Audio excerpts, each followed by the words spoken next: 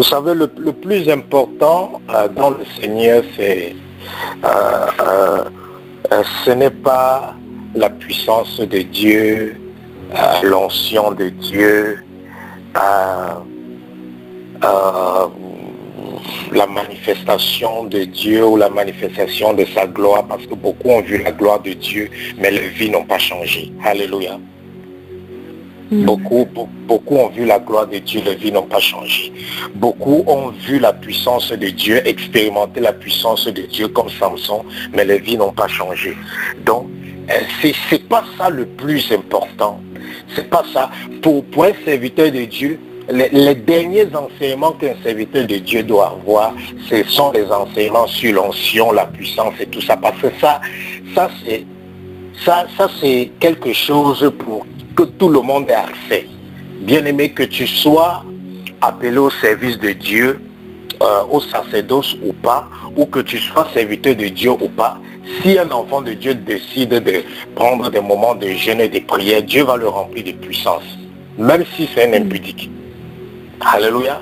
Oui, je vous dis que si un enfant de Dieu, même s'il est impudique, il décide de prendre des moments de prière, de jeûne, pour demander l'onction et la puissance, Dieu va lui donner l'onction et la puissance. Et c'est pour ça que Jésus-Christ nous dit dans le livre de Matthieu que lorsque, à la fin des temps, les gens viendront diront que mais Seigneur, en ton nom nous avons chassé les démons, en ton nom nous avons guéri les malades. Tout ça c'est quoi? C'est la manifestation de la puissance, de la gloire de Dieu, de l'onction. Est-ce que vous comprenez? Mais Jésus-Christ va dire, arrière de moi, vous qui commettez l'iniquité, je ne vous connais pas. Ça c'est un enseignement que nous allons faire, l'onction dans le péché. C'est un enseignement que nous allons faire un jour et nous allons détailler ça. L'onction dans le péché, bien aimé, c'est possible d'être tellement loin de la puissance et de l'onction de Dieu, toutefois en étant dans le péché. C'est possible. Nous avons vu Samson qui était dans un lit d'impudicité tous les jours, mais le Saint-Esprit descendait sur lui et il était capable de manifester la puissance de Dieu et de mettre hors d'état de nuire les Philistins. Alléluia. Voilà, oui, on voit Samson. Samson était sur le lit d'adultère, d'impudicité. Il ne s'était même pas repenti, mais dès qu'il évoquait le Saint-Esprit se manifestait. Donc, sachez que, parce que quand beaucoup de gens veulent servir Dieu, la première chose qu'ils regardent, c'est l'onction, la puissance. Ils ne savent pas que ça, l'onction, la puissance, tout ça là, c'est pour les enfants spirituels. Tout le monde a accès à ça. Pasteur, pas pasteur, fidèle à l'église, parce que Jésus a dit que je vous ai donné le pouvoir de marcher sur les scorpions et les serpents. Ça veut dire que quoi? Tout le monde a le pouvoir. Tout enfant de Dieu a le pouvoir. Mais le plus important, c'est pas ces choses-là. Le plus important, ce sont les choses qui ont trait à notre caractère, qui ont trait à notre cœur, qui ont trait à notre comportement, qui ont trait à ce qu'on doit faire pour maintenir la relation avec Dieu. Tu n'as pas besoin de puissance ou d'onction pour maintenir ta relation avec Dieu. Alléluia. Tu n'as pas besoin de puissance et d'onction pour maintenir ta relation avec Dieu. Mais pour maintenir ta relation avec Dieu, il y a beaucoup de choses que tu dois avoir. Et ce qu'on va voir aujourd'hui, c'est quelque chose de très très important. C'est quelque chose qui est très très primordial pour tout enfant de Dieu premièrement. Et c'est encore vraiment indispensable, parce que lorsqu'on dit que quelque chose, il y a la différence lorsque quelque chose est nécessaire, quelque chose est indispensable. Lorsque quelque chose est nécessaire, ça veut dire que je peux faire sans ça. Alléluia. Si on dit que quelque chose est nécessaire, ça veut dire que je peux m'en passer. C'est nécessaire, mais je peux m'en passer et m'en sortir. Mais lorsqu'on dit que quelque chose est indispensable, ça veut dire que quoi? Ça veut dire que je ne peux pas faire sans cette chose. Et ce que nous allons voir aujourd'hui, c'est quelque chose qui n'est pas nécessaire, mais qui est indispensable. On ne peut pas faire sans ça. On ne peut pas s'en sortir sans ça. On ne peut pas aller loin sans ça. On ne peut pas accomplir des exploits sans ça. On va beaucoup faire des erreurs si on n'a pas ça. On va beaucoup souffrir si on n'a pas ça. On va beaucoup entrer sous le jugement de Dieu ou sous les condamnations de l'ennemi si on manque cela. Et nous allons lire, pour entrer dans le thème du sujet, nous allons ouvrir nos Bibles dans le livre de Proverbes 16, verset 32. Proverbes 16, verset 32. Quelqu'un pour nous lire Proverbes 16, verset 32. Proverbes 16, verset 32. Je lis au nom de Jésus. Amen. Celui qui est lent à la colère vaut mieux qu'un héros, et celui qui est maître de lui-même que celui qui prend des villes. Amen. Amen. Celui qui est lent à la colère, écoutez bien, celui qui est lent à la colère vaut mieux qu'un héros. On s'arrête d'abord là. Celui qui est lent à la colère vaut mieux qu'un héros. Ensuite, on continue. Et celui qui est maître de lui-même est plus que celui qui prend des villes. Dieu ce soir veut attirer ton attention sur l'importance de la maîtrise de soi. La maîtrise de soi. La maîtrise de soi. Une des plus grandes tragédies des serviteurs de Dieu, des enfants de Dieu, c'est le manque de la maîtrise de soi. Le manque de la maîtrise de soi. Vous allez voir tous ceux qui ont commencé à faire, à travailler avec Dieu, que ce soit dans la Bible ou bien dans la vie courante, vous allez voir que ils ont commencé à se détourner de Dieu lorsque ils ont perdu ce fruit de l'esprit. La maîtrise de soi. On n'a pas besoin de lire Galates chapitre 5 verset 22 où on cite les fruits de l'esprit. Et dans Galates 5 chapitre 22, un fruit de l'esprit qui est très clair, c'est quoi? C'est la tempérance, la maîtrise de soi. La tempérance peut être aussi appelée, peut être aussi un synonyme de la tempérance, c'est la maîtrise de soi. Mais je préfère plus le terme maîtrise de soi que tempérance, parce que tempérance, ça a souvent l'air d'être un peu limité dans sa définition. Mais la maîtrise de soi, ça comporte tout. La maîtrise de soi est importante. Et quand tu étudies juste ce verset que nous venons de lire dans Proverbes, tu comprends que nous devons faire beaucoup attention par rapport aux paramètres que nous utilisons dans la vie courante pour qualifier quelque chose ou pour juger quelque chose. Selon les paramètres que beaucoup utilisent ici dans le monde pour qualifier quelque chose ou pour juger quelque chose, ils savent que un héros est plus grand que quelqu'un qui est tempérant. Ils savent que quelqu'un qui prend une ville, ça veut dire que quelqu'un qui vient posséder une ville, qui vient s'accaparer d'une ville, quelqu'un qui vient conquérir d'une ville, est plus grand qu'une personne qui a la maîtrise de soi. Ça, ce sont les paramètres du monde. Mais Dieu te dit le contraire. La Bible dit que tu peux être, la Bible dit dans Proverbes que nous venons de lire, la Bible dit que tu peux être un héros. Mais si tu n'es pas lent à la colère, c'est que celui qui est lent à la colère, qui n'est pas héros, devant Dieu, il est plus grand que toi. C'est pour ça que dans ce monde, il y a certaines personnes que nous, on regarde avec les yeux charnels. On se dit que waouh, ça c'est un héros. Waouh, regarde ce qu'il a fait, ça c'est incroyable. Waouh, il a réussi. Waouh, elle a réussi. Alors qu'aux yeux de Dieu, ces personnes n'ont même pas réussi. Alléluia. Amen. Aux yeux de Dieu, tu ne peux pas dire que tu es un héros alors que tu n'arrives pas à contenir ta colère. Aux yeux de Dieu, tu ne peux pas dire que tu es grand parce que tu as conquéri des villes, parce que tu as conquéri les nations, alors que tu n'as pas la maîtrise de soi. Aux yeux de Dieu, non, tu n'es pas grand. Tu n'es pas grand. Un héros, pour devenir héros, il faut avoir la puissance et l'onction pour accomplir certaines choses. Et c'est ça qui te distingue. On dit que tu es un héros.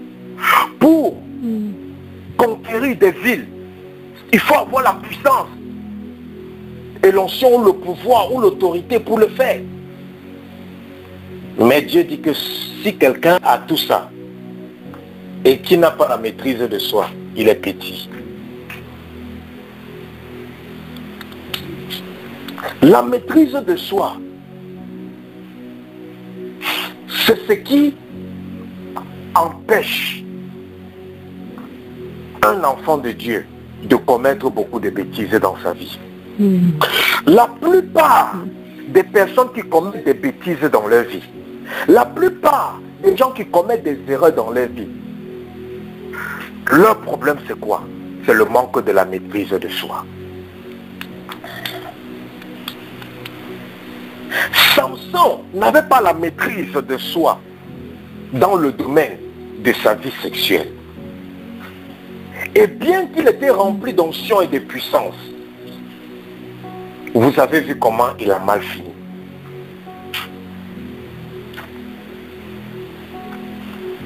Pourquoi? Parce qu'il manquait à Samson la maîtrise de soi. Oui. Mais par contre, David, à un moment donné de sa vie, il n'avait pas la maîtrise de soi par rapport à sa vie sexuelle. Mais, lorsque tu lis la Bible, à un moment, la Bible dit, on a amené des vierges filles, des filles vierges devant David. Et David ne les a pas touchées. Et tout le monde a commencé à chuchoter en disant, David est-il déjà mort? C'est David qu'on amène des filles vierges devant lui. Il ne les caresse même pas. Pourquoi? Parce que David avait déjà développé la maîtrise de soi dans le domaine de sa vie sexuelle. Alléluia. Amen. Donc, la maîtrise de soi, la maîtrise de soi, ça veut dire quoi? Maîtriser, se maîtriser, ça veut dire que maîtriser tous les domaines de sa vie.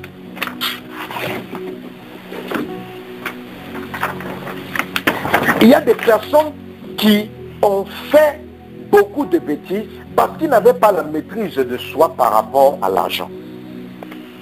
Il y a des gens que quand ils voient l'argent, ils changent. Ils oublient leurs repères. Il y a des gens que lorsqu'ils voient les biens, ils voient l'argent, ils oublient même les commandements de Dieu. C'est ce qui est arrivé,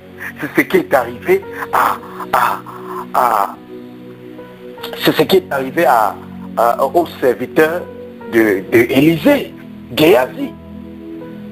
L'amant est venu avec beaucoup de biens et maintenant le prophète Élisée refuse de prendre quoi que ce soit, renvoie l'amant après l'avoir guéri avec ses biens. Mais Géasi, parce qu'il n'avait pas la maîtrise de soi par rapport aux biens matériels qu'il avait vus, par rapport à l'argent qu'il avait vu. Maintenant, monsieur Géasi est poussé à cause du manque de la maîtrise de soi. Il est poussé à aller maintenant mentir pour s'en accaparer de ses biens. Vous voyez comment le manque de la maîtrise de soi a fait à ce que Géasi, celui qui devait être l'un des serviteurs de Dieu le plus puissant, il a fini dans la lettre.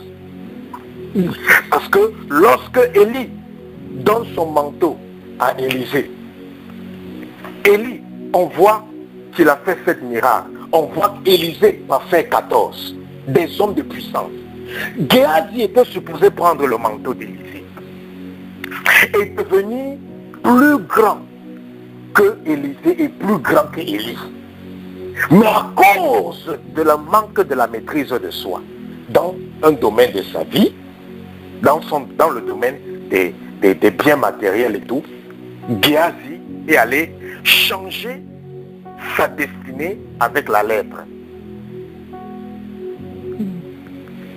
C'est la même chose qui est arrivée au prophète Balaam. Le roi de Moab, Balak, vient dire à Balaam, va maudire le peuple de Dieu. Et Dieu refuse. Mais Balaam, le prophète Balaam s'entête. Pourquoi? Parce que le roi de Moab insiste avec des biens. La corruption dans l'esprit. Pourquoi? Parce qu'on n'a pas la maîtrise de soi. C'est la même chose qui est arrivée avec Judas. Judas n'était pas quelqu'un de méchant. Alléluia. Judas qui a trahi Jésus n'était pas méchant.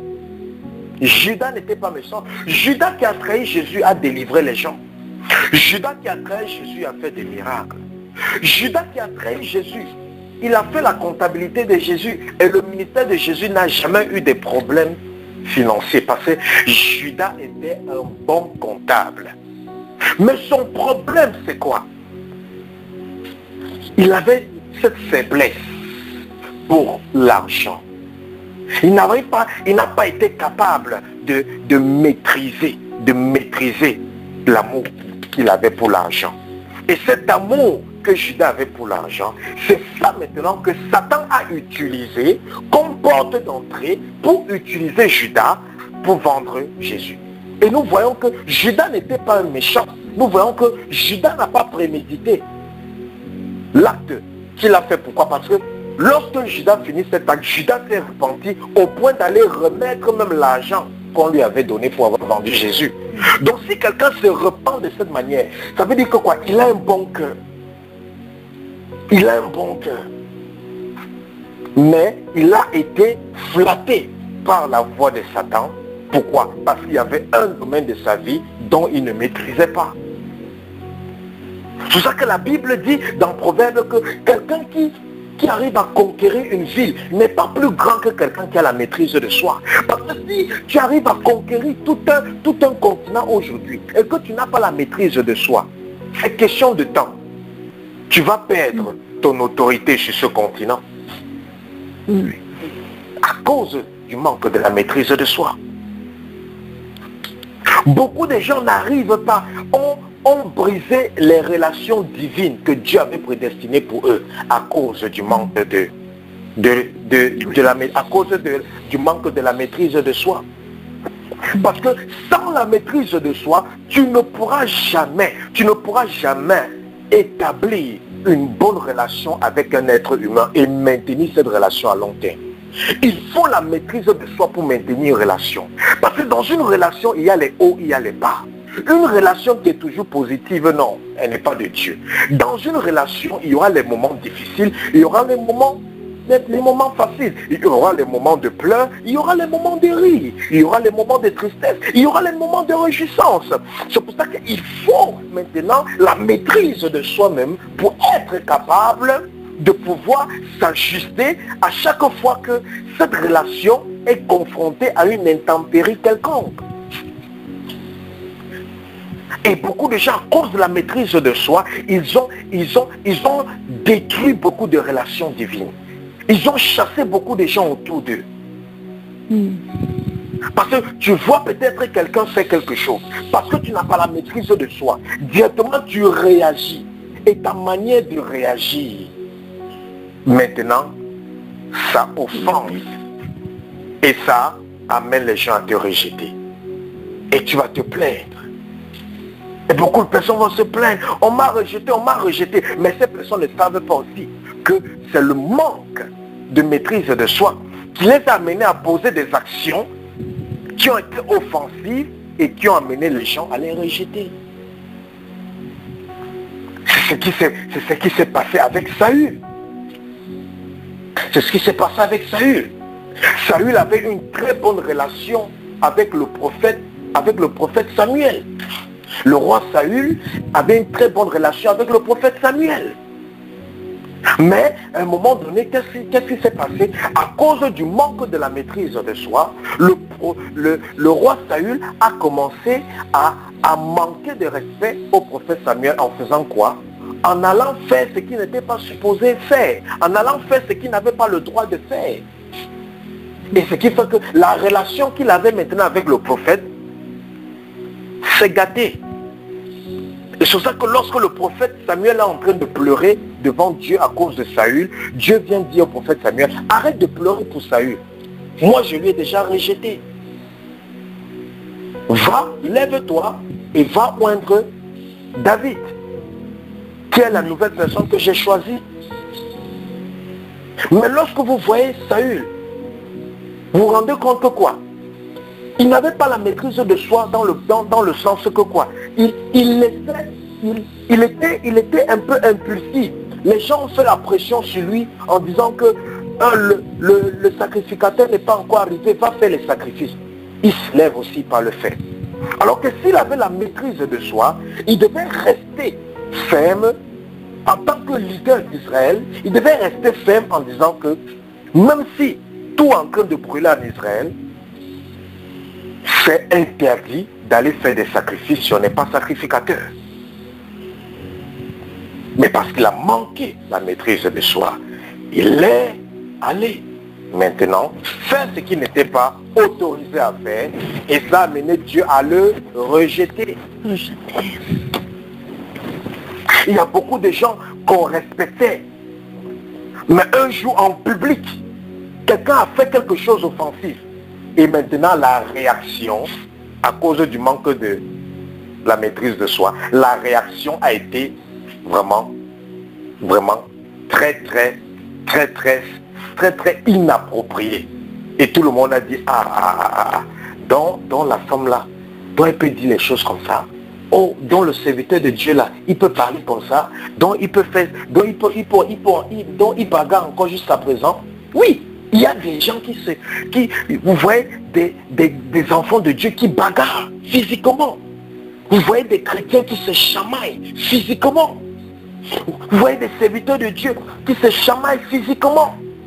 Vous voyez des brebis qui mettent la main même sur leur conducteur spirituel, physiquement. Vous voyez des personnes qui manquent de respect aux serviteurs de Dieu, des serviteurs de Dieu qui s'oublient, et à cause de ce qu'une brebis a fait qui est offensive, il parle à la brebis sans retenue et disent des choses très sales. Mais avant qu'ils arrêtent leur bouche, tout est déjà sorti. Tout est déjà sorti. Et dès que les gens voient comme ça, et ça reste dans leur cœur. La maîtrise de soi, c'est la seule, c'est pas la seule, mais c'est l'une des choses qui va te donner la capacité de maintenir ce que Dieu va te donner dans ta vie. Parce que la maîtrise de soi va aussi de pair avec la patience. Tu ne peux pas avoir la maîtrise de soi si tu n'es pas patient. C'est pour ça que lorsque un événement négatif vient de se réaliser, ou bien on vient de te dire quelque chose, une accusation, on vient de te faire part d'une accusation contre toi, ou bien quelqu'un vient et se met à t'injurer ou à t'insulter publiquement, ou quelqu'un vient et te verse l'eau dessus, sur tout le corps, ou quelqu'un vient, je ne sais pas, il te gifle, il te donne un coup de poing en public, alors que tu n'as même pas tort. Si tu réagis au moment où il a posé, au moment où la personne a posé cet acte, si tu réagis à ce moment-là, c'est que tu as le manque de maîtrise de soi. Et toute réaction à ce moment-là sera négative. Beaucoup de personnes avaient raison dans le problème dans lequel ils se trouvaient. Mais à cause de la manière dont ils ont réagi, ces personnes maintenant ont eu tort devant Dieu. Beaucoup de personnes avaient raison par rapport à la situation dans laquelle elles se trouvaient. Mais à cause de leur réaction face à la difficulté que ces personnes traversaient, ces personnes maintenant ont eu tort devant Dieu. Tu peux avoir raison devant Dieu, mais si tu réagis d'une manière inappropriée, tu auras maintenant tort devant Dieu. Comme beaucoup d'enfants de Dieu qui sont maudits, parce qu'ils ont réagi mal envers des serviteurs de Dieu. Et ça a relâché la malédiction de Dieu vers eux. Et parmi ces personnes, il y a certains qui avaient raison de se plaindre des serviteurs de Dieu, mais à cause de la manière dont ils ont réagi, à cause de la manière dont ils se sont adressés à ces oins de Dieu, maintenant ils ont eu tort devant Dieu. Comme l'exemple qui s'est passé entre Aaron et Moïse, où Moïse part marier une femme égyptienne et c'est interdit.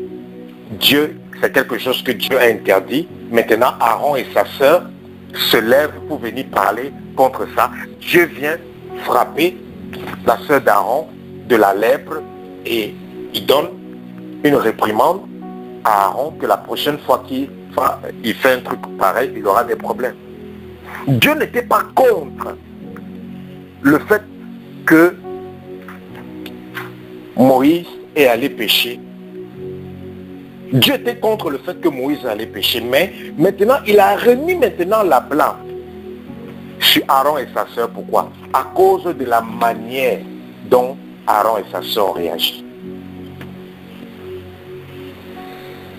Le manque de la maîtrise de soi, ça va t'amener à faire beaucoup d'erreurs que tu vas regretter. C'est pour ça que lorsqu'une personne est lorsqu'une personne est sous une pression quelconque, cette personne ne doit rien faire. Lorsque tu sens que tu es sous pression, ne fais rien. Parce que tout ce que tu fais sous pression va toujours aller contre toi. Ou va toujours parler contre toi. Lorsque quelque chose arrive, maîtrise-toi. Lorsque quelque chose arrive, calme-toi. Et c'est ça qui va déterminer le reste.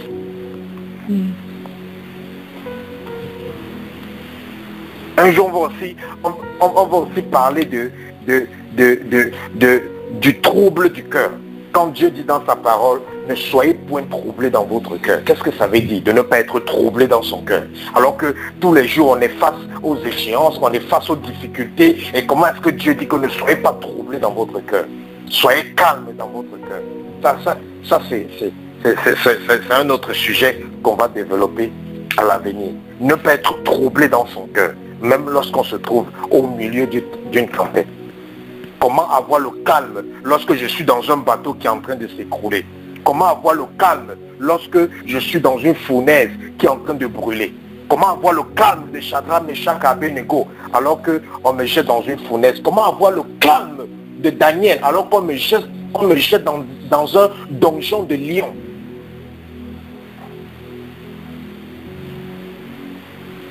La maîtrise de soi. La maîtrise de soi.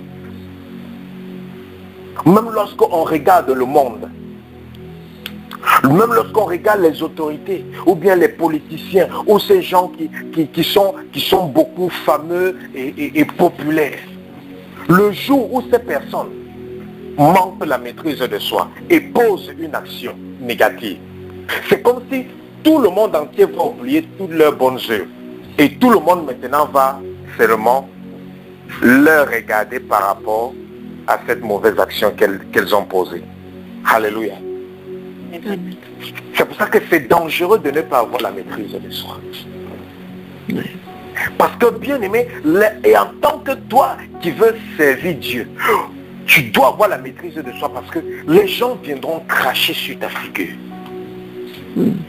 Pas spirituellement ou bien pas derrière. J'ai dit, les gens viendront cracher sur ta figure.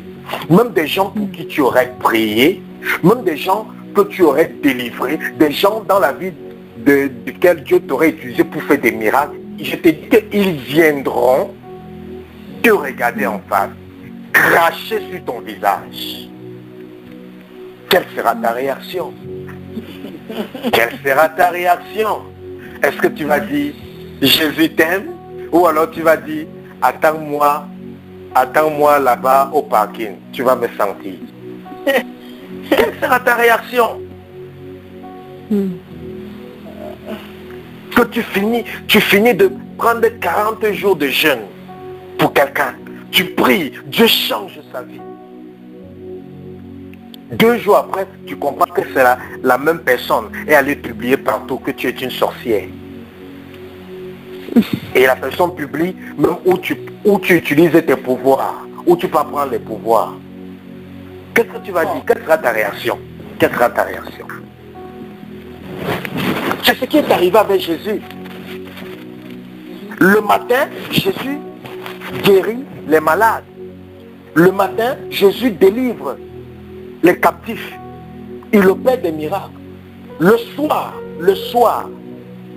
les mêmes gens viennent maintenant dire que Jésus là, il chasse les démons par Belzébul. Oui, le même soir, on vient dire que Jésus là, les démons qu'il a chassés le matin là.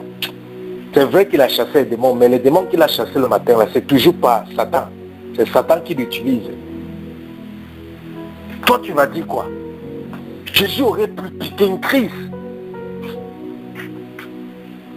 Jésus aurait pu prendre le bâton et essayer de leur frapper avec, peut-être pour qu'ils reviennent un peu à la raison. Mais la maîtrise de soi. Plusieurs fois, ils ont voulu le tuer. Jésus a disparu. Il y a eu des moments où on voulait tuer Jésus, mais il a carrément disparu. Mais ça ne l'a pas empêché de venir toujours prier pour ces gens. Ça ne l'a pas empêché de venir toujours leur prêcher l'évangile. La maîtrise de soi. Il n'a jamais pété les plombs. La Bible dit que lorsqu'on a arrêté Jésus, on amène Jésus devant Pilate. Pilate qui était comme le gouverneur de cette ville-là où Jésus avait été arrêté. On amène Jésus devant Pilate. Et Pilate commence à dire que voici ce qu'on dit sur toi, tu es ceci, tu es cela, tu es ceci, tu es cela. Mais Jésus pouvait aussi péter les plombs là-bas, commencer à discuter, dire que j'ai guéri les malades, j'ai fait ceci, j'ai aidé les gens, je m'occupe des veuves, je fais ceci. Jésus pouvait tout citer ça, il pouvait aussi parler. Mais Jésus était devant Pilate. Jésus n'a rien dit. Il a souvent dit à Pilate, mais c'est toi-même qui dis que je suis le roi des Juifs. Tu veux que je dise encore quoi? Même Pilate a vu la maîtrise de soi en Jésus. Et Pilate a fait quoi? Il a allé prendre l'eau. Il a lavé ses mains. Il a dit que je ne veux pas le sang de cet homme sur mes mains. Pourquoi? Parce qu'il a vu le caractère de Jésus. Il a dit que mais quel est cet homme-là sur qui on crache? Quel est cet homme-là sur qui on dit toutes sortes d'atrocités? Et il a l'opportunité de se défendre devant moi pour que je le sauve, je sauve sa vie. Mais il ne le fait pas. Il est tranquille, il est calme. Mais qu'est-ce qui se passe? Il a dit que non, je ne peux pas entrer dans cette affaire. Il a pris l'eau, il a dit, je lave mes mains. Vous qui m'avez amené Jésus là, repartez avec lui. Je n'ai rien à faire. Bien aimé, pourquoi? Il a vu que ce monsieur de Jésus-Christ, c'était un monsieur qui avait la maîtrise de soi. Vous voyez même les disciples, les Pierre, les Paul. La Bible dit que Paul et Barnabas, ils sont allés dans une ville où on les a lapidés, on les a laissés pour morts. Ils avaient l'onction, hein? Paul avait l'onction plus que nous tous. Paul et Barnabas, ils avaient l'onction et la puissance plus que nous tous. Mais on les a lapidés jusqu'à laisser pour morts. Donc les gens qui les ont jetés hors de la ville savaient que les deux là sont morts. Eux, ils savaient qu'ils sont morts. On les a laissés pour morts. Plusieurs fois, on les a accusés injustement. On les a mis en prison. Après, on revient les faire sortir. Mais vous n'allez jamais vu un endroit où ils ont, et on va dire que Paul ou Pierre se sont mis à à manquer de respect à quelqu'un ou à insubordonner quelqu'un. Non, vous n'allez pas voir ça. Pourquoi? Ces hommes-là connaissaient ce que Galates 5 dit, qu'il faut avoir la tempérance. Ces gens-là ils avaient étudié l'histoire de David, ils avaient étudié l'histoire de Moïse, ils avaient étudié l'histoire, même Moïse. Même Moïse. Le manque de la maîtrise de soi, c'était aussi un problème de Moïse. Parce que quand Dieu dit à Moïse, parle au rocher, Moïse fait quoi? À cause du manque de la maîtrise de soi, au lieu de parler au rocher, Moïse va frapper. Voilà, il frappe à cause de quoi? Le manque de la maîtrise de soi. Parce qu'il était déjà énervé à l'intérieur de lui. Au lieu maintenant de contenir sa colère au travers de la maîtrise de soi, il s'est laissé emporter. Et Dieu a dit, tu n'entreras pas à Canaan.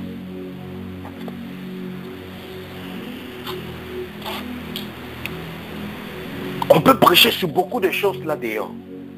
Mais les trucs comme les fruits de l'esprit là, la maîtrise de soi, ce sont les choses les plus importantes pour notre vie chrétienne, je vous dis. Parce que sans ça, même si Dieu t'élève, tu ne pourras pas te maintenir dans cette élévation. Tous les jours, on voit Dieu élever les gens. Tous les jours, Dieu élève de nouvelles personnes. Dans tous les domaines de la vie.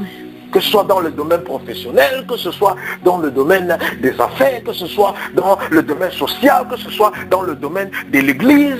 On voit des nouveaux serviteurs, des nouvelles servantes de Dieu qui sont élevés vraiment en dignité, qui sont élevés spirituellement. Mais combien d'entre eux après 15 ans, 20 ans, 30 ans, combien d'entre eux sont encore debout? Combien d'entre eux sont debout après 20 ans, 30 ans? Combien? Très peu. Très peu. Très peu sont debout après 20 ans et 30 ans. Pourquoi? Parce que ce n'est pas suffisant. L'élévation n'est pas suffisant. Tu paies le prix pour être élevé, oui, c'est bon. Mais pour maintenir ton élévation, il faut à tout prix te maîtriser. Il faut te maîtriser. Il faut te maîtriser. Parce que quelqu'un qui a la maîtrise de soi, ça sera aussi quelqu'un qui est animé de beaucoup de patience. Parce que quelqu'un qui a la maîtrise de soi, c'est que je ne dois pas toujours répondre à chaque moment. Souvent, je dois attendre. Quand tu as la maîtrise de soi, tu sais que je ne dois pas répondre à tout moment. Souvent, je dois attendre. Souvent, je dois attendre. Souvent, je dois attendre. Il y a un moment pour parler, bien-aimé.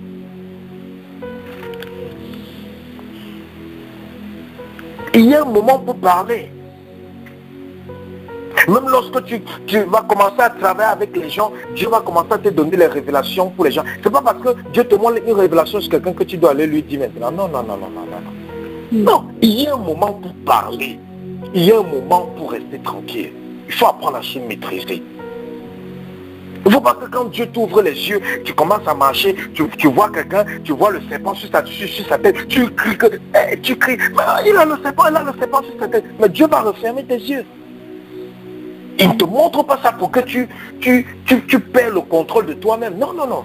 Il te montre ça pour que tu saches que, les gens peuvent marcher physiquement, mais spirituellement, il y a des serpents sur les têtes, ou bien spirituellement, il y a des cercueils sur les têtes.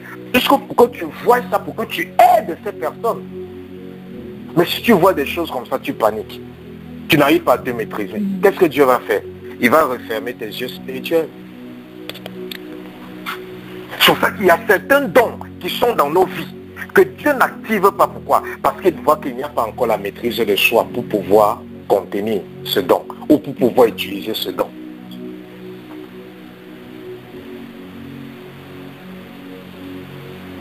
Quelqu'un qui n'a pas la maîtrise de soi, c'est quelqu'un aussi qui parle beaucoup. Les enfants de Dieu parlent beaucoup. Oui. Et la Bible dit qu'une bouche qui parle beaucoup ne manque pas de péché. Les enfants de Dieu parlent beaucoup.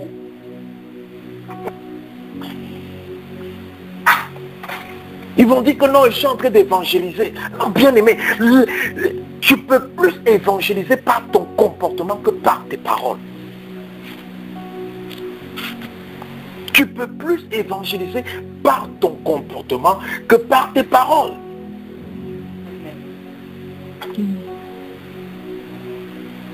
Quand je vais quelque part, je n'ai pas besoin de m'introduire comme pasteur. Je n'ai pas besoin.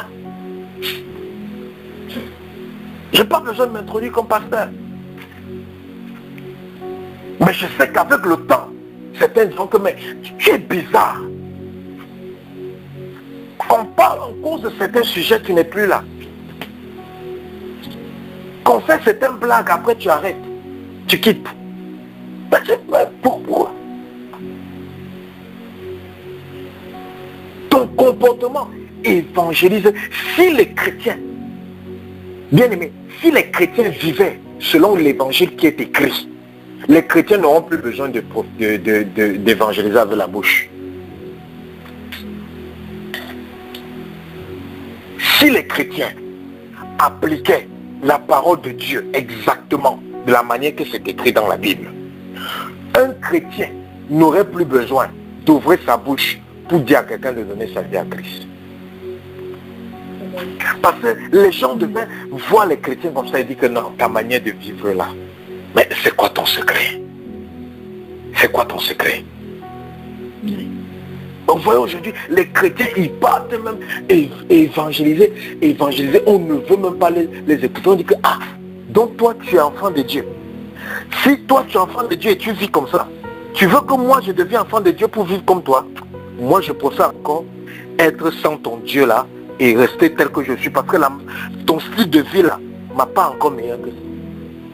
Ta manière de parler là, ta bouche qui ne se ferme pas là, ton arrogance là, ton orgueil là, non.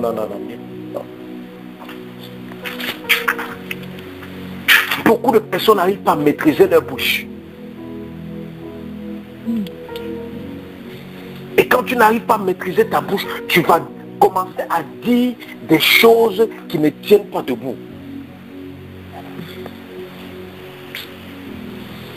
Il y a un temps pour parler.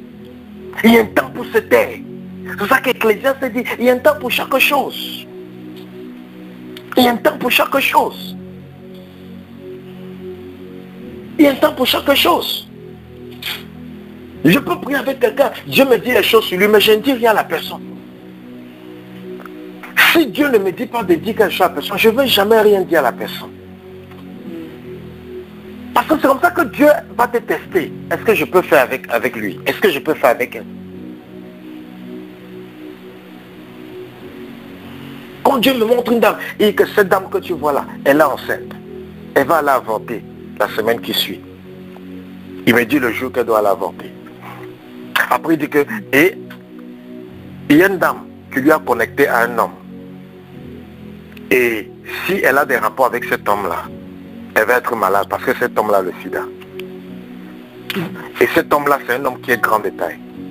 J'ai dit que ok. J'ai dit que bon, Seigneur, je dois alors aller lui parler. Dieu dit que ne lui dis rien. Prie seulement pour elle. Mais la personne, je vois la personne. On cause, on se salue, baba. Mais Dieu m'interdit de lui dire quoi que ce soit.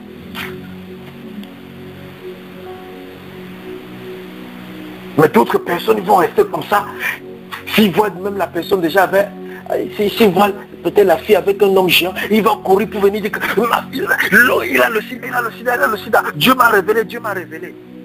Pourquoi? Le manque de la maîtrise de soi. Si tu n'as pas la maîtrise de soi, il y a beaucoup de dons que Dieu ne va pas développer dans ta vie. Parce qu'il sait que ça va te tuer.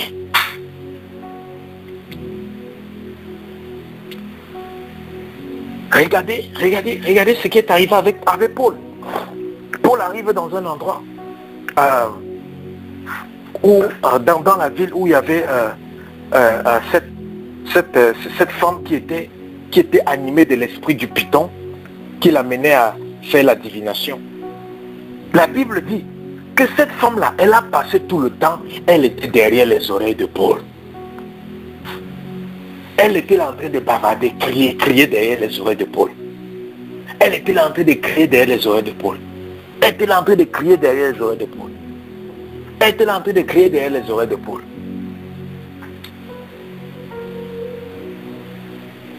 Et qu'est-ce qui s'est passé? Paul, malgré qu'elle criait derrière les oreilles de Paul, Paul faisait quoi? Il se maîtrisait. Alléluia. Il se maîtrisait. Pendant plusieurs jours, il se maîtrisait. La femme était là en train de crier derrière tes oreilles. Mais si c'est quelqu'un d'autre, le premier jour, il aurait déjà explosé sa colère. Comme toi là, arrête de me perturber. Mais Paul était tranquille. Tous les jours, il était là et criait. Paul était tranquille. Tous les jours, il était là et criait. Paul était tranquille. Il y a les démons que tu n'es pas appelé à chasser. Quand Paul perd la maîtrise de soi, Paul commande maintenant au démon du python là de sortir. Et dès que le démon du python là quitte la femme là, les gens pour qui la femme là travaillait partent mettre Paul en prison. Voilà que Dieu envoie Paul faire une mission, maintenant il se retrouve en prison. Est-ce que Dieu avait prévu que Paul devait être en prison? Parce qu'on m'a dit que Paul a prié en prison, les murs se sont écroulés. Non, non, non, ça c'est Dieu qui a créé un plan pour venir sauver Paul. Mais Paul ne devait pas se retrouver en prison. Il allait chasser un démon qu'il ne devait pas chasser. Il n'a pas pu se maîtriser. Un jour il a supporté, 2 jours il a supporté, 3 jours, 4 jours, 5 jours. Un autre jour il a dit que mais cette femme-là, elle a trop crié dans mes oreilles. Bam! Il a dit la maîtrise de soi, là, ça s'arrête ici. Et maintenant il s'est retrouvé dans un cachot. Dieu t'envoie aller travailler, maintenant tu te retrouves dans un cachot. Tu vas faire ton travail dans le cachot comment? Et quand il sort de prison, il demande maintenant qu'on vienne lui demander des excuses. Bien aimé, la maîtrise de soi. La maîtrise de soi, c'est important. C'est important. C'est primordial pour ta vie. Parce que tu vas rencontrer des gens difficiles. Mais si tu n'as pas la maîtrise de soi, ça va pas aller. Même dans ton mariage, si tu n'as pas la maîtrise de soi, tu vas brûler ton foyer, bien-aimé. Parce qu'il n'y a pas d'homme parfait, il n'y a pas de femme parfaite, il n'y a pas d'époux parfait, il n'y a pas d'épouse parfaite. Si quelqu'un t'a dit qu'il y a un époux parfait ou bien une épouse parfaite, la personne t'a menti. Même si quelqu'un aime Dieu comment, il a des défauts. Même si quelqu'un aime Dieu comment, il a des faiblesses. Même si quelqu'un aime Dieu comment, il a un caractère avec lequel il est né. Et il faut quoi? Il faut la maîtrise de soi pour pouvoir dompter cela. Il faut la maîtrise de soi pour pouvoir réagir d'une manière appropriée. Il faut la maîtrise de soi pour pouvoir éteindre un feu qui commence à être allumé. Il faut la maîtrise de soi pour calmer les tempêtes. Il faut la maîtrise de soi pour ramener l'ordre où il y a le désordre. Il faut la maîtrise de soi pour ramener la confiance là où il y a la confusion. Il faut la maîtrise de soi pour ramener l'amour où la haine a surabondé. Il faut la maîtrise de soi. Il faut la maîtrise de soi.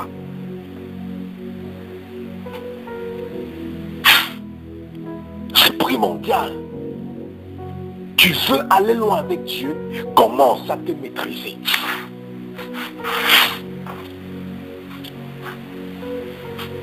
Tu veux aller loin avec Dieu, commence à maîtriser ton corps, à maîtriser ta vie.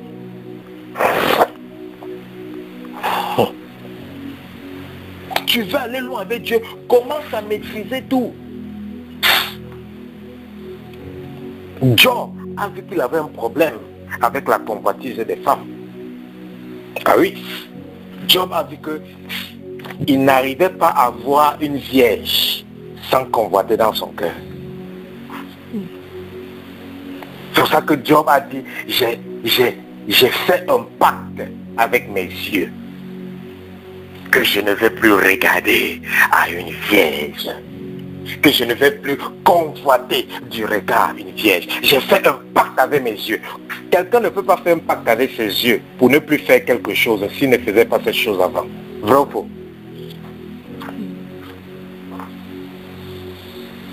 Est-ce que quelqu'un peut faire un pacte que je ne vais plus boire l'alcool alors que cette personne n'a jamais bu l'alcool? À quoi c'est le pacte? Non. Voilà. Si Job dit qu'il a fait un pacte avec ses yeux pour que ses yeux ne se posent plus sur une femme vierge pour la convoiter, ça veut dire que quoi? Ça veut dire que l'une des faiblesses de Job, il était dans la sainteté, sanctification, mais lorsqu'il voyait une fille passer à côté, dès qu'on dit que la fille est vierge, c'est fini. Monsieur Job perdait la tête. Convoitise. Dès qu'il rentrait à la maison, il partait sacrifier un agneau pour demander pardon pour ses péchés. Mais le manque de la maîtrise de ses yeux, le manque de la maîtrise de soi par rapport à cette convoitise était dans lui. C'était dans lui. La maîtrise de soi. La maîtrise de soi, c'est important. C'est important si tu veux aller loin. Amen. C'est important si tu veux maintenir tout ce que Dieu va te donner. Parce que pendant que tu vas rester dans la présence de Dieu, tous les jours, Dieu va te donner quelque chose. Amen. Beaucoup de gens vont commencer l'année avec plusieurs trucs que Dieu leur donne. Mais avant la fin de l'année, ils auront déjà tout perdu, ce que Dieu les a donné au début de l'année. Ils auront même perdu même ce qu'ils avaient lorsqu'ils sont entrés dans la nouvelle année avec. À cause de quoi? À cause des trucs comme le manque de la maîtrise de soi. Parce que si on t'apprend à recevoir et on ne t'apprend pas à maintenir ce que tu reçois, c'est que la personne là a perdu son temps. Si un leader t'apprend à recevoir de Dieu et il ne t'apprend pas à maintenir ce que tu as reçu, c'est que le travail qu'il est en train de faire, c'est incomplet. C'est un travail déséquilibré. C'est un travail incomplet. C'est un travail incomplet. C'est pour ça que vous voyez, Paul a dit, j'ai assujetti mon corps. J'ai assujetti mon corps. Ça veut dire que Paul a dit quoi? Paul a dit que j'ai exercé une maîtrise totale de mon corps. Que mon corps, tu ne vas pas faire ce que tu veux, tu vas faire ce que je veux. Mon corps, tu ne vas pas m'amener où tu veux. C'est moi qui va t'amener où je veux. Vous savez qu'il y a les gens que leur corps les amène où ils veulent. Oui, il y a les gens que leur corps les amène où ils veulent.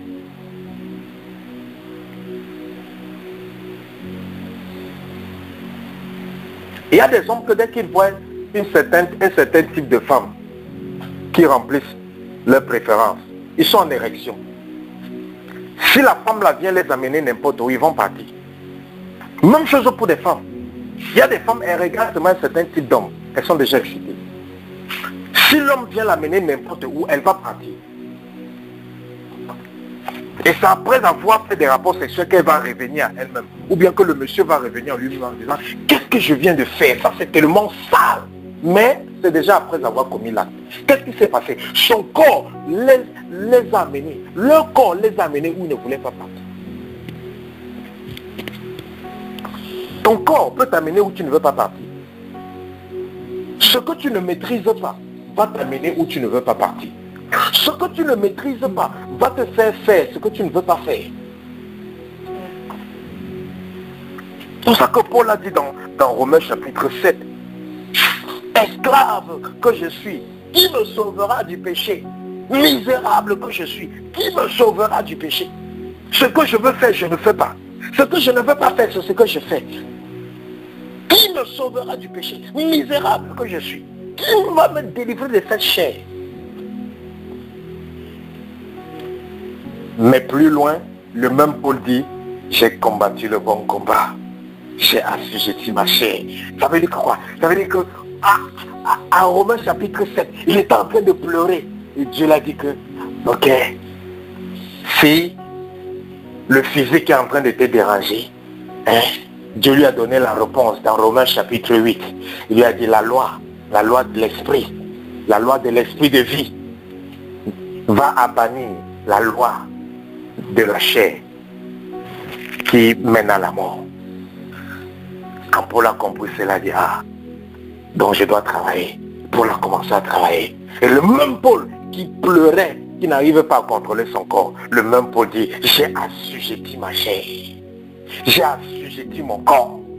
Le même Paul dit que j'ai crucifié ma chair sur la croix comme Christ. Au début, ce n'était pas facile pour Paul. Mais il a compris qu'il fallait que je le fasse pour maintenir ma relation avec Dieu. Il a compris qu'il fallait que je le fasse pour maintenir ma position avec Dieu. Il a fallu que je le fasse. Voilà les domaines dans lesquels nous devons être beaucoup vigilants dans notre vie. La maîtrise de soi. La maîtrise de soi. Nous devons être beaucoup vigilants par rapport à ces domaines-là. La maîtrise de soi.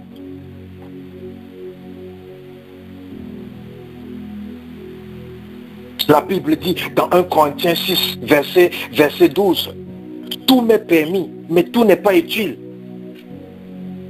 Tout m'est permis, mais je ne me laisserai asservir par quoi que ce soit. 1 Corinthiens chapitre 6, verset 12. C'est clair. Tout m'est permis. Oui, tu as le droit de crier sur qui tu veux. Tu as le droit de bagarrer avec qui tu veux. Tu as le droit d'aller coucher avec qui tu veux. Tu as le droit d'insulter qui tu veux. Tu as le droit de vivre comme tu veux. Tu as le droit de boire des alcools, de saouler comme tu veux. Tu as le droit de faire toutes sortes d'abominations comme les gens de Sodome et Gomorrhe. C'est ta vie. Tu as le droit de le faire. C'est pour ça que Dieu ne fait rien dans ta vie à moins que tu ne lui donnes le droit lorsque tu viens lui confier ta vie. Donc ça veut dire que quand quelqu'un n'a pas encore confié sa vie à Dieu, il a le droit de faire tout ce qu'il veut de sa vie. Mais 1 Corinthiens 6, verset 12 dit, tout m'est permis, mais tout n'est pas utile. Quelqu'un qui a la maîtrise de soi, il sait que tout m'est permis, mais tout n'est pas utile. Amen. Mais c'est sur tous les domaines. C'est pour ça que j'ai pris le mot, c'est pour ça que j'ai dit laissons le mot de tempérance. Parce que la définition de la tempérance est limitée.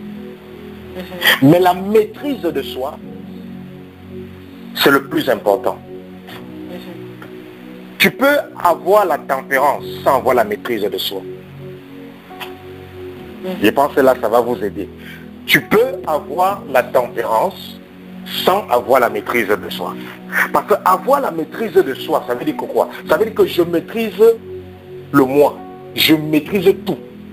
Quand quelqu'un a la maîtrise de soi, ça veut dire qu'il se maîtrise dans tous les domaines et tous les aspects de sa vie. Il se maîtrise.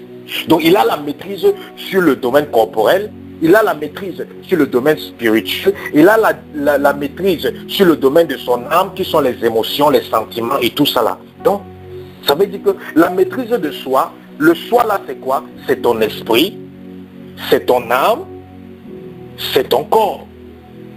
Alléluia.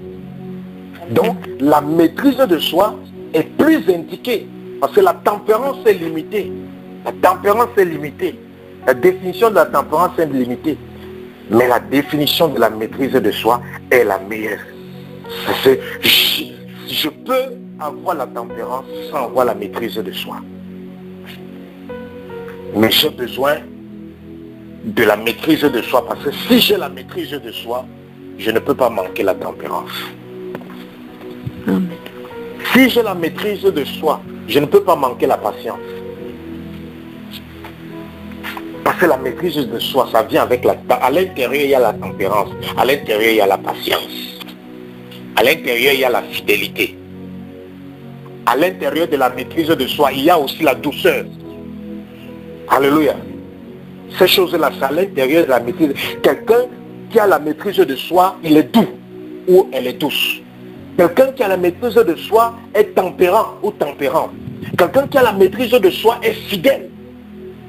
Quelqu'un qui a la maîtrise de soi, il y a déjà tout ça.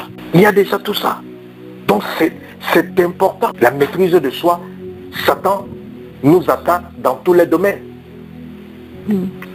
S'il voit que tu ne maîtrises pas beaucoup ton esprit, il va attaquer ton esprit. Et vous voyez que beaucoup de gens sont attaqués dans leur esprit parce qu'ils ne maîtrisent pas le domaine de leur esprit. Ils ne maîtrisent pas, ils n'ont pas été enseignés, ils n'ont pas été formés sur comment combattre, comment développer son esprit, comment fortifier son esprit. Parce que la Bible nous dit, on voit Paul qui prie dans la Bible pour demander au Saint-Esprit de fortifier l'esprit des gens qui l'encadrent. Ça veut dire que quoi? Paul comprend que Satan peut attaquer les gens au niveau de l'esprit, Satan peut attaquer les gens au niveau de l'âme. L'âme, c'est-à-dire le centre de contrôle de tes émotions, de tes sentiments, de tout ça. Et Satan peut aussi attaquer quelqu'un au niveau de son corps. Au niveau de son corps. Tu vois, tu as des désirs corporels, des désirs charnels qui te rongent le corps. Vous voyez quelqu'un qui va tout prix fumer, tant qu'il ne fume pas, il n'est pas tranquille. Dès qu'il prend une cigarette, maintenant il respire, il dit que maintenant ça va. Je viens de prendre une cigarette. Maintenant ça va. Je n'avais pas la peine. Qu'est-ce qui se passe? Cette personne a attaqué. Il a attaqué dans son corps. C'est pour ça que quand son corps ne prend pas cette cigarette, il n'est pas tranquille. Même si avec les rapports sexuels. Il y a des gens qui n'ont pas de rapports sexuels, même s'ils n'ont pas de rapports sexuels, ils sont obligés d'aller au moins se masturber pour être tranquille dans leur corps. Dès qu'ils font ça maintenant, leur corps maintenant est tranquille, paisible, paisible, paisible. Donc Satan attaque dans les trois niveaux. Il attaque au niveau de l'esprit, il attaque au niveau de l'âme, il attaque au niveau du corps. Mais il va choisir dans ta vie le domaine où tu as moins de maîtrise. Il va choisir dans ta vie le domaine où tu as moins de maîtrise. Et lorsque vous regardez le corps de Christ en général, le corps de Christ a plus de maîtrise dans le domaine de l'esprit. On connaît la parole, on connaît ce que Dieu veut, on connaît la volonté de Dieu, on prie beaucoup, on jeûne beaucoup, on intercède, on loue. Ça c'est le domaine de l'esprit. Mais Satan attaque beaucoup les enfants de Dieu dans le domaine de l'âme. Vous voyez des gens qui prient beaucoup mais ils sont toujours tristes. Des gens qui jeûnent beaucoup mais ils sont toujours frustrés. Ils sont stressés, ils sont dépressés, ils se sentent complexés. Vous voyez des gens qui ne se sentent pas jolis, ils ne se sentent pas belles. Des hommes qui ne se sentent pas beaux. Le complexe c'est quoi? Leur âme. Satan attaque leur âme, il joue avec les émotions, il joue avec les sentiments, il joue avec tout ce qui est à l'intérieur de leur âme. Et maintenant, les gens qui n'ont pas donné leur vie à Christ, maintenant, Satan utilise beaucoup leur corps. Alléluia. Donc, ceux qui sont à l'église, Satan attaque beaucoup leur âme. Ceux qui sont hors de l'église, Satan utilise beaucoup leur corps. Pour le détruire. Et vous allez voir ça, si vous regardez en général, Dieu va vous faire, ce sont des choses que je ne peux pas expliquer. Il faut que Dieu lui-même vous fasse comprendre ça. Ce ne sont pas des choses que je peux expliquer, mais ce sont juste des révélations de Dieu qu'il faut vous donner. Les gens qui n'ont pas donné leur vie à Christ, c'est pour ça qu'ils sont tellement charnels. Ils sont beaucoup charnels. Les gens qui n'ont pas donné leur vie à Christ, ils sont beaucoup charnels. Mais maintenant, quand quelqu'un donne sa vie à Christ, il vient à l'église, il croit en Dieu, il prie Dieu, il sait que Jésus-Christ est son sauveur, mais à des moments encore, on est découragé, on est affaibli. Pourquoi? Parce que Satan est en train d'attaquer l'âme. Les enfants de Dieu, ils sont beaucoup attaqués dans l'âme. Parce qu'on ne les enseigne pas comment identifier le type d'attaque dont ils sont victimes. Parce que c'est vrai, nous sommes attaqués par les forces des ténèbres, nous sommes attaqués par les agents sataniques, les sorciers, les sorcières, nous sommes aussi attaqués par notre corps, parce que la Bible dit que les désirs de la chair seront toujours opposés aux désirs de l'esprit. Ça veut dire que nous sommes aussi toujours attaqués par notre chair et ses désirs. Donc, souvent les gens n'arrivent pas à distinguer de quelle attaque est-ce que je suis en train de souffrir. Et quand tu ne distingues pas de quelle attaque tu es en train de souffrir, tu peux seulement te focaliser à chasser les démons, chasser les démons, chasser les démons, alors que non, le problème n'est pas seulement les démons. Le problème aussi, c'est quelles sont les portes que ces démons utilisent pour t'affecter. Est-ce que c'est un combat dans ton esprit? Est-ce que c'est un combat dans ton âme? Est-ce que c'est un combat dans ton corps? Mais ça ne peut pas être un combat, ça ne peut pas être beaucoup un combat dans ton esprit, parce que lorsque quelqu'un est réellement en Christ, son esprit est rempli du Saint-Esprit. Alléluia. C'est pour ça qu'on dit, lorsque quelqu'un est réellement en Christ, l'esprit de la personne ne peut pas être possédé totalement. Parce que lorsque quelqu'un est totalement possédé, ça veut dire que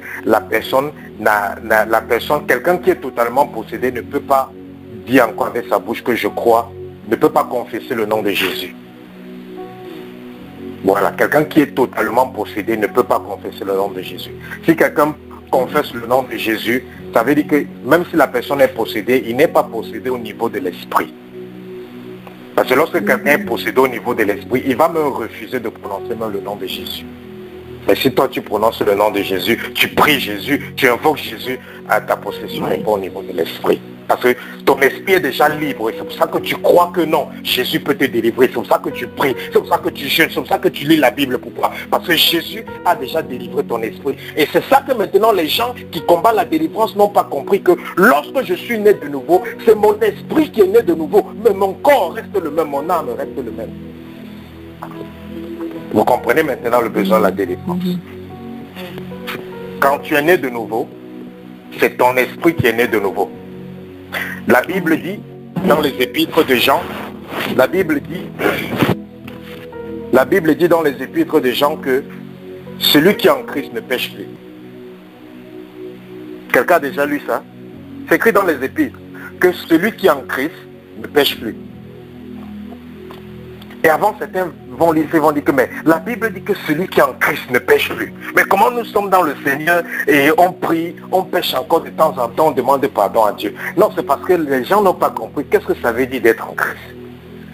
Quand Nicodème vient voir Jésus, Nicodème dit à Jésus, que dois-je faire? Jésus dit à Nicodème, tu dois naître de nouveau.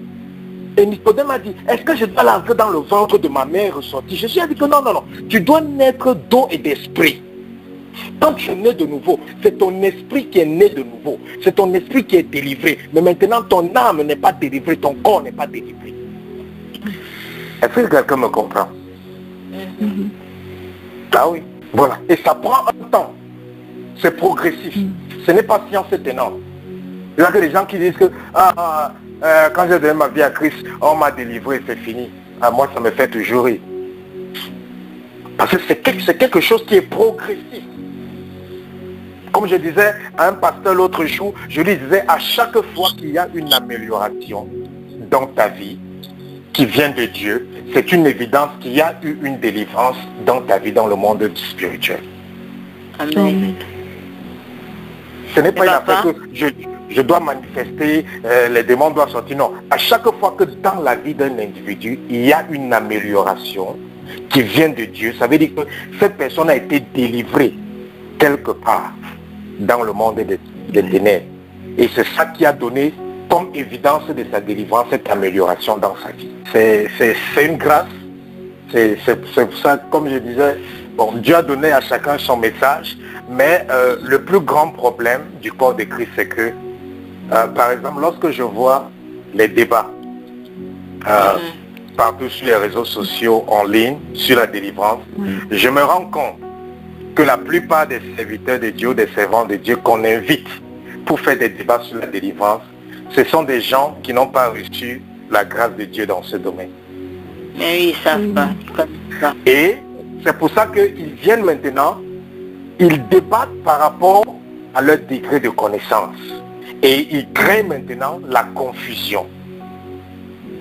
Et c'est parce que les gens sont aussi, beaucoup de chrétiens aussi sont devenus, ils font des émissions chrétiennes, mais ils sont animés d'un esprit, ils ne sont pas vraiment animés d'un esprit de Dieu, ils sont animés d'un esprit de confusion et de débat.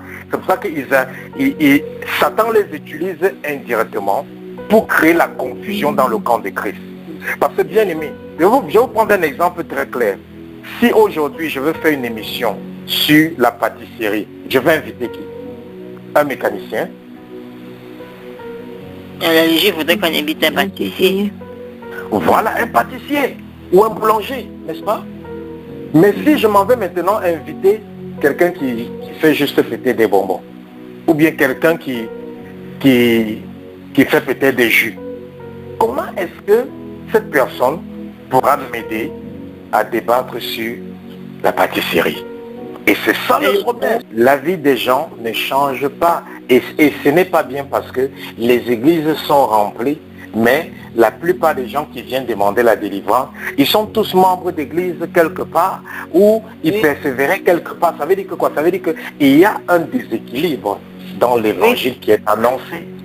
Parce que si l'évangile était annoncé comme il était fait dans le livre des Actes, pendant l'église primitive, dans le livre des Actes, on voyait qu'ils prêchaient l'évangile, ils délivraient les captifs, ils chassaient les démons, ils opéraient les miracles, ils faisaient toutes ces choses. Chaque personne rend ministère selon la grâce que Dieu a mise sur lui. Et quand tu entres dans le sacerdoce, tu comprends que tu n'es pas appelé à faire tout. Il y a des choses que tu ne dois pas toucher. Il y a les cas dans lesquels tu ne dois pas entrer. Si tu entres là-bas, c'est ta tête qui va partir. Et les gens ont peur aussi. Et les gens ont peur parce qu'ils ne comprennent pas. Parce que tu ne peux pas aller dans un domaine que tu ne comprends pas. Même si tu es un enfant de Dieu, si tu te lances dans un domaine que tu ne comprends pas, tu seras une victime de Satan. Parce que souvenez-vous que Dieu a dit que mon peuple périt faute de connaissance. Donc si tu es ignorant dans un domaine, mieux vaut ne pas t'engager. Il est mieux que tout le monde te traite de poltron, que les gens te traitent de personnes qui n'ont pas de cœur ou qui n'ont pas de compassion. Mais si tu n'as pas un mandat aussi de Dieu d'opérer dans un domaine, il ne faut pas le faire. Si tu n'as pas un mandat d'opérer dans un certain domaine, il ne faut pas aussi le faire. Parce que c'est aussi le mandat que tu reçois quand Dieu t'appelle, il te donne un mandat. Et ce mandat a toutes les définitions de ce que tu es appelé à faire. Ça a toutes les définitions de tes limites dans ce que tu es appelé à faire. Et quand Dieu te donne un mandat, il va te donner aussi un message pour pouvoir soutenir ce mandat. Mais le problème qu'il y a aujourd'hui, ce n'est pas le fait que les serviteurs de Dieu ne sont pas disposés parce que les serviteurs de Dieu sont très occupés. Et souvent c'est difficile pour prier. S'il faut prier avec les gens individuellement, un serviteur de Dieu n'aura même pas le temps pour brosser ses dents. Je dis bien, un serviteur de Dieu n'aura même pas le temps pour brosser ses dents s'il doit prier avec les gens individuellement. Parce que moi-même, à un moment du ministère, j'étais tellement épuisé au point où Dieu m'a dit, tu vas mourir si tu continues comme ça. Il m'a dit, commence à boire des vitamines, commence à prendre ceci pour fortifier ton corps parce que si l'esprit est fort et la chair lâche, tu lâches. Et c'est ce que les chrétiens ne comprennent pas. Si ta chair lâche et que ton esprit est fort, tu vas aussi lâcher. Nous avons besoin du corps. C'est vrai. Et c'est là que Dieu m'a dit, voici ce que tu vas faire. Fais maintenant les délivrances de groupe. Fais les délivrances de masse. Fais les séances de délivrance pendant chaque service. Tous les services qu'on fait, comme je dis toujours aux gens, ce sont des séances de délivrance. Les gens pensent qu'ils ont besoin d'autres séances de délivrance. Même si je prie avec quelqu'un en 2 à 2, la personne va se rendre compte que c'est les mêmes prières que je fais. Il n'y a pas deux. Tous les services qu'on fait, ce sont des services de délivrance. Et Dieu m'a dit, prends plus le temps pour prier sur toutes vos ressources. Beaucoup de gens me disent comment ils ont été délivrés juste en suivant, en faisant les prières. Tout le temps, les gens envoient les messages. Les gens disent que j'étais dans l'église depuis l'enfance, on a fait la délivrance sur moi depuis l'enfance, je n'ai jamais manifesté.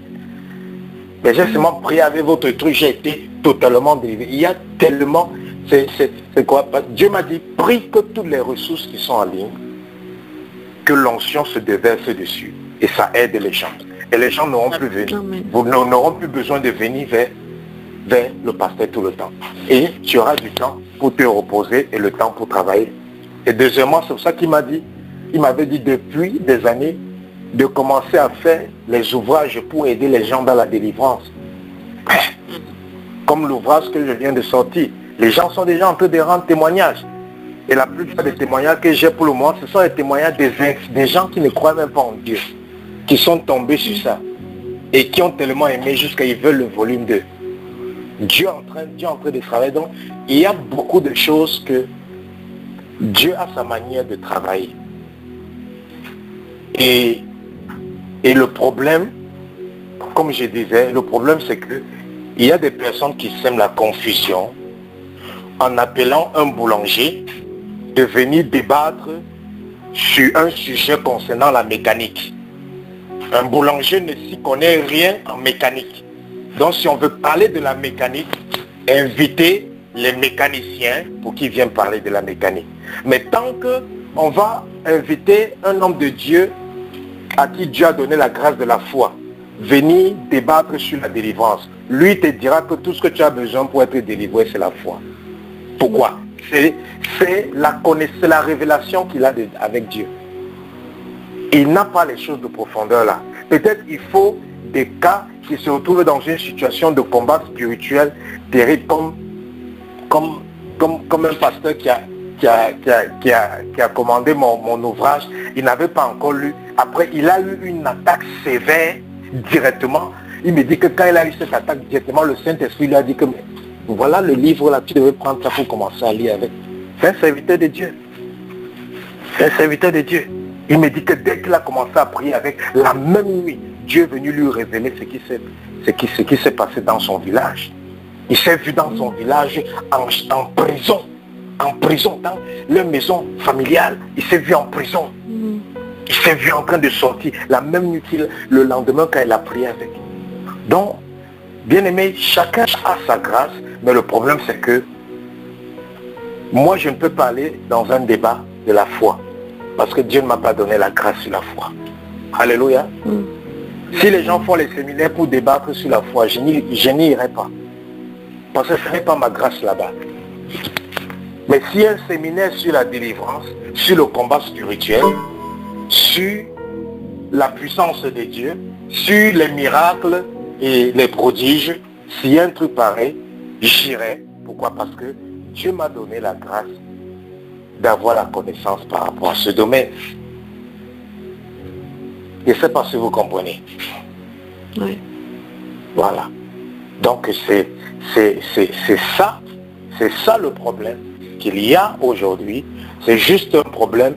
Satan utilise certaines personnes pour créer la confusion dans le corps de Christ. Mais sinon que le corps de Christ a besoin de délivrance. L'apôtre Paul a eu besoin de délivrance. L'apôtre Paul est apôtre Paul. Et dans Romains 7, l'apôtre Paul dit, qui va me délivrer? Misérable que je suis, qui va me délivrer? L'apôtre Paul avait donné sa vie à Christ, n'est-ce pas? L'apôtre Paul était converti. Mais l'apôtre Paul vient dans le livre de Romains 7 dit que qui me délivrera? Ça veut dire que quoi? L'apôtre Paul a compris que bien que je suis apôtre, bien que je suis chrétien, bien que je suis converti, j'ai besoin de délivrance. J'ai besoin de délivrance. Et il n'a pas dit qu'il a besoin de délivrance de... Et voyez bien, dans Romains 7, l'apôtre Paul n'a pas dit qu'il a besoin de délivrance de l'esprit. Parce qu'il croit déjà en Jésus. Donc son esprit est libre.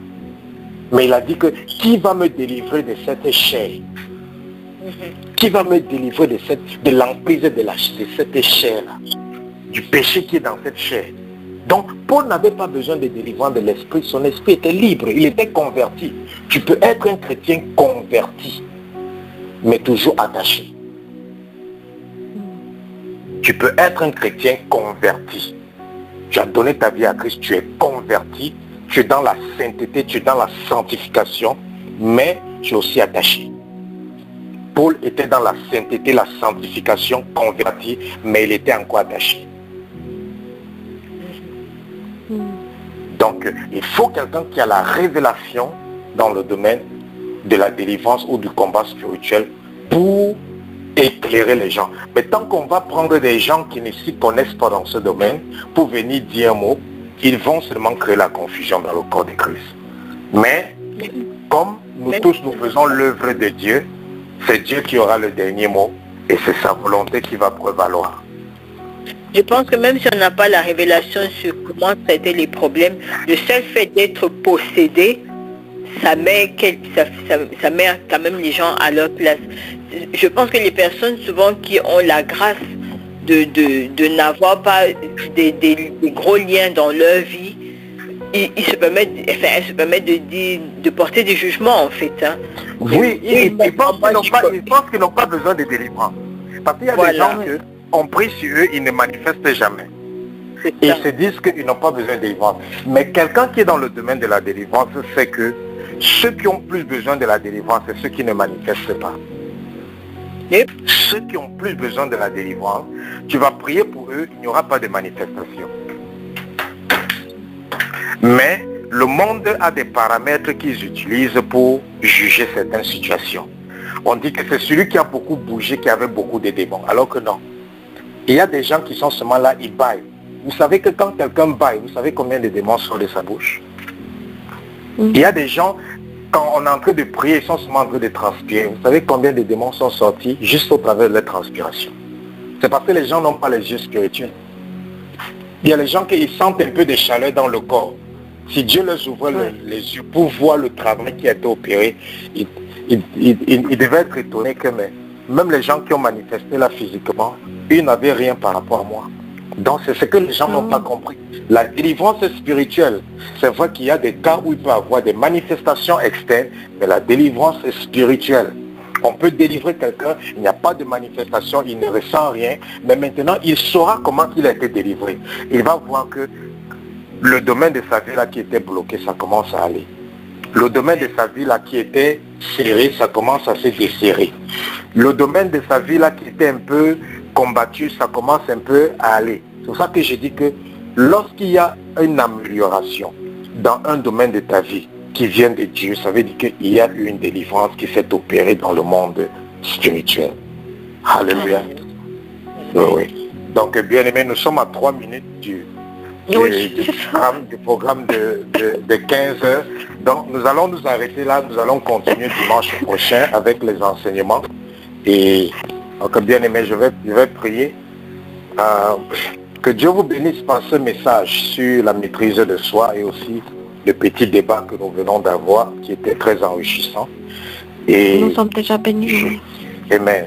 Et je prie que Dieu vous transforme. Que parce que vous prenez le temps pour venir l'écouter, parce que vous prenez le temps pour venir devant sa face, parce que vous prenez le temps pour rechercher les choses d'en haut. Je prie que Dieu qui a dit qu'il est le rémunérateur de tous ceux qui le cherchent, je prie que ce Dieu-là se souvienne de vous, que ce Dieu-là transforme vos vies, que ce Dieu-là utilise vos vies et que ce Dieu-là fasse de vous des nouvelles créatures pour la gloire de Dieu, au nom de Jésus-Christ.